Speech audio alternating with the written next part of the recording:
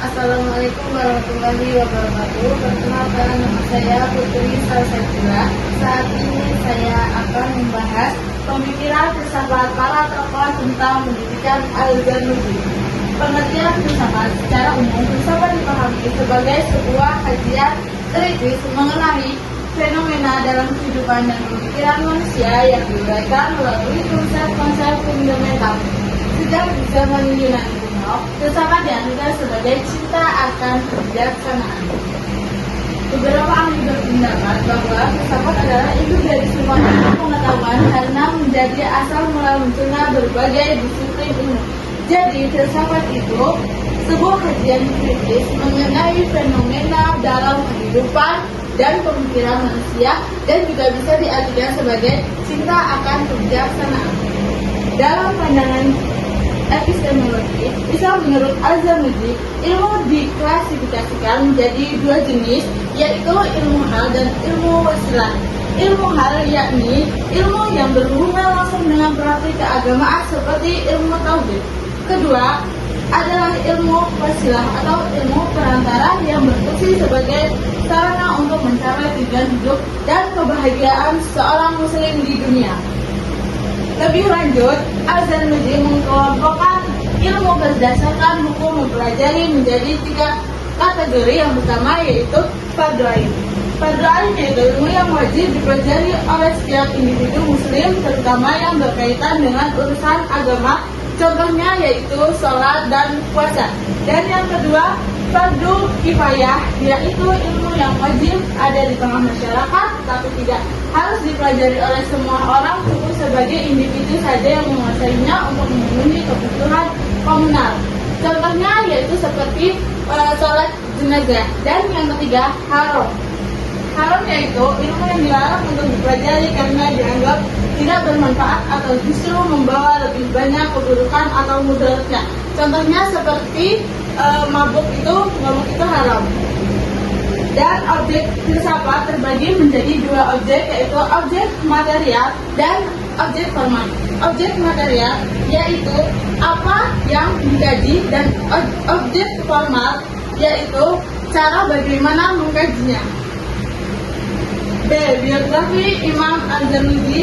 Imam Al-Zarnuji merupakan ulama yang sangat masyhur. Perdebatan mengenai nama aslinya, ada tiga nama yang diyakini sebagai nama asli Al-Zarnuji, yaitu Nu'man bin Ibrahim bin Khalil Al-Zarnuji, Tajuddin Burhanuddin Al-Islam Al-Zarnuji. Burhanuddin Al-Zarnuji. Dari ketiga nama tersebut, penulis teks sumber lebih condong pada nama Burhanuddin Al-Zarnuji. Mengikuti pendapat Afandi Motshar, kesimpulan ini didasarkan pada dua alasan. Pertama, nama Burhanuddin adalah nama yang umum digunakan di wilayah tersebut. Kedua, nama belakangnya Al-Zarnuji diyakini merupakan nisbah penanda asal dari kota Zaran, sebuah daerah di barat daya Afghanistan yang dekat dengan perbatasan Iran pada masanya. Zaran merupakan ibu kota dari wilayah Sijistan yang kini termasuk dalam negara Afghanistan. C.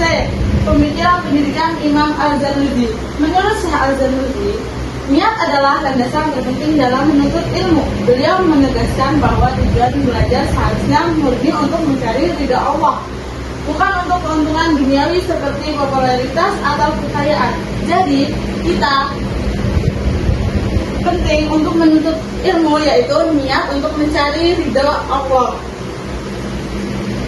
Jika niatnya tulus, maka proses belajar itu sendiri akan bernilai ibadah dan mendatangkan keberkahan dalam hidup.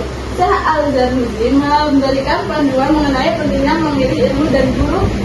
Ia menyarankan agar seorang pelajar memprioritaskan ilmu agama yang dapat menuntun hidupnya ke jalan kebaikan. Jadi yang pertama itu mencari ridho kepada Allah dengan tulus, dan dia akan bernilaikan ibadah dan mendapatkan barokah. Dan ketika memilih guru, beliau menganjurkan untuk mencari sosok pengajar yang berilmu luas, saleh, dan berpengalaman. Karena guru yang berkualitas akan memberikan pengaruh positif dalam proses belajar menurut Al-Zarnuji. Seorang pendidik ideal adalah sosok yang paling alim, paling soleh dan menjaga diri dari hal yang tidak baik, dan lebih tua. Maksudnya lebih tua yaitu berpengalaman. Dalam kitabnya yang terkenal yaitu Ta'lim Muta'alim, yang berpendapat bahwa pendidikan tidak hanya tentang ilmu pengetahuan dan keterampilan, sebaliknya hal terpenting adalah menanamkan nilai adabiah atau etika.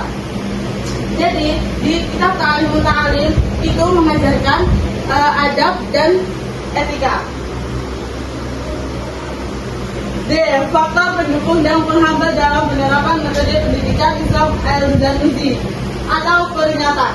Tazkirah berarti peringatan. Metode ini melibatkan pendidik yang menanamkan karakter pengawasan ketat saat menggunakan teknologi sangat dibutuhkan.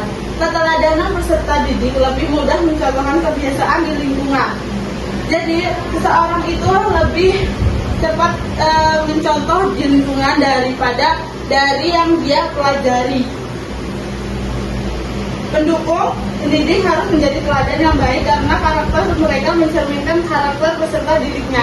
Misalnya, jika pendidik tidak berbohong atau ingkar janji, peserta didiknya juga akan melakukan hal yang sama. Dan penghambatnya di dunia maya, kurangnya teladan konkret untuk pembentukan karakter menjadi masalah. Motivasi dan pembiasaan. Metode ini berfokus pada pemberian motivasi dan pembiasaan agar peserta didik mengimplementasikan pendidikan karakter dalam kehidupan sehari-hari. Motivasi dari pendidikan dapat membuat peserta didik merasa puas dan terdorong untuk meningkatkan diri. Pembiasaan seperti menerapkan 4S, yaitu senyum, sapa, salam, salim. Membantu menginternalisasi nilai-nilai karakter secara langsung. Dan yang terakhir, relevansi pendidikan Al-Zanusi terhadap pendidikan Islam. Dalam pendidikan modern, hubungan antara guru dan peserta didik masih sangat penting adanya sikap saling menghormati dan komunikasi yang terbuka antara keduanya dalam menciptakan suasana belajar yang positif dan efektif. Tujuan akhir adalah pengembangan diri dan kemampuan untuk berkontribusi pada masyarakat. Ada relevansi yang kuat antara pendidikan Islam Al-Zanusi dengan pendidikan modern. Keduanya menekankan bahwa pendidikan harus berlandaskan pada moral dan etika untuk akhlak yang baik. Tujuan pendidikan. 1. Tujuan pendidikan itu pembentukan akhlak mulia.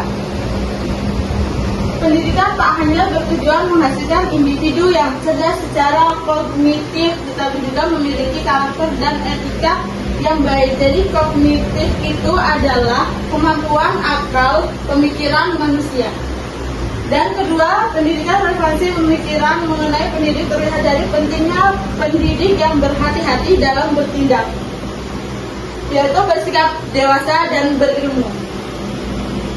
Yang ketiga, peserta didik memiliki akhlak yang baik seperti yang ditekankan oleh Al-Zanusi. Akhlak yang baik mencakup sikap terhadap diri sendiri, guru, teman, dan ilmu pengetahuan.